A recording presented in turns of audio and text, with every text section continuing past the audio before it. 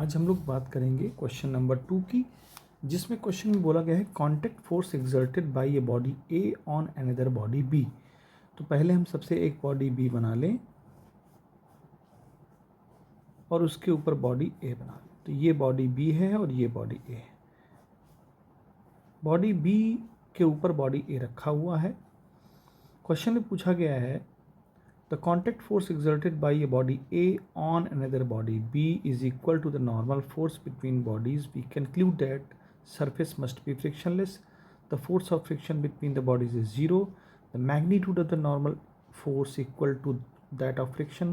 The bodies may be rough but they do not slip on each other. तो देखिए, सबसे पहले हम ये देखें कि कॉन्टैक्ट फोर्स क्या होता है। जब भी किसी सरफेस पर कोई बॉडी रखी होती है तो उस पर नॉर्मल फोर्स ऊपर की तरफ काम करता है, वेट नीचे की तरफ काम करता है।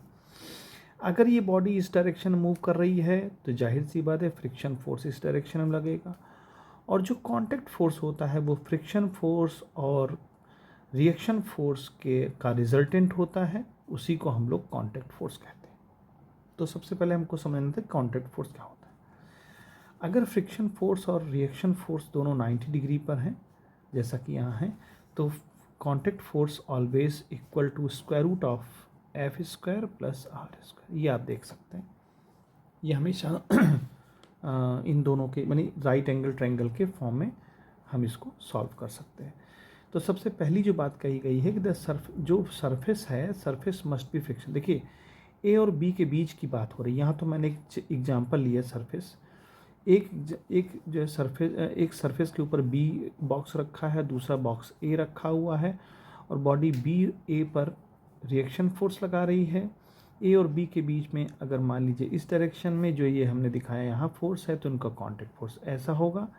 तो कॉन्टैक्ट फोर्स हमेशा इस तरह से होगा।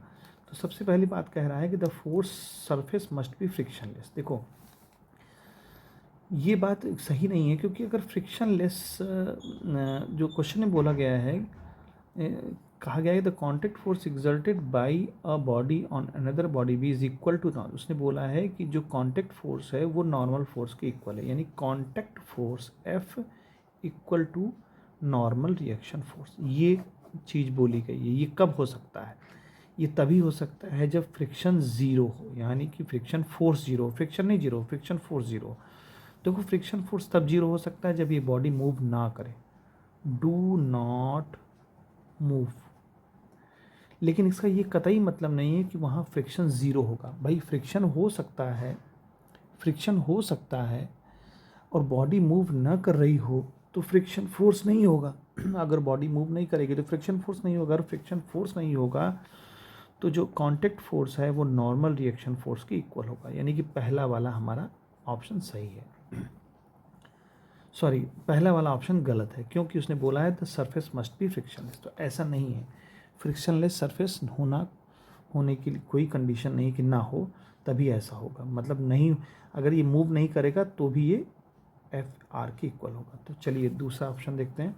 तो पहला ऑप्शन समझ में आ गया, the surface must be friction. तो नहीं, इट इज़ नॉट इम्पॉर्टेंट कि फ्रिक्शन लेस सरफेस हो। It is not important. Friction हो सकता है लेकिन बॉडी मूव नहीं कर रही।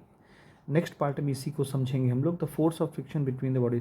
हाँ, तो वही बात है कि अगर बॉडी मूव नहीं करेगी तो ये ऑप्शन सही है। अगर बॉडी मूव नहीं कर रही है, लेकिन फ्रिक्शन तो है ही है ना इसमें, बॉडी नहीं मूव कर रही है तो फ्रिक्शन ज़ीरो हो जाएगा, फ्रिक्शन फोर्स ज़ीरो हो जाएगा। तो ये कंडीशन हमारी हो जाएगी। तो बी वाला ऑप्शन सही है। सी की बात करते हैं, the magnitude of normal force equal to that of friction force.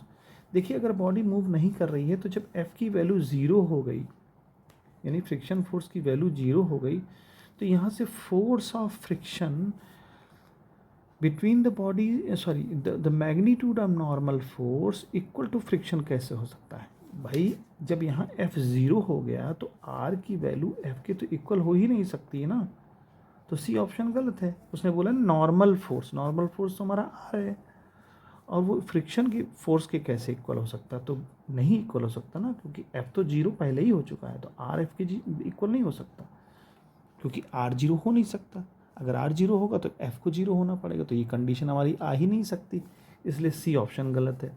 अब डी की बात करते हैं, the bodies may be rough but they do not slip on. बिल्कुल सही, उसी चीज़ को उसने रिपीट किया है कि बॉडी तो रफ हैं, यानी ए वाली चीज़ को रिपीट किया है कि बॉडी तो रफ है but they do not move, body rough है बिल्कुल ठीक है, फ्रिक्शन है वहाँ लेकिन फ्रिक्शन फोर्स जीरो है क्योंकि बॉडी स्लिप नहीं कर रही है, तो डी ऑप्शन भी हमारा सही है। तो हमारे पास ऑप्शन ए और ऑप्शन डी दोनों सही होंगे, सॉरी बी एंड डी दोनों सही होंगे।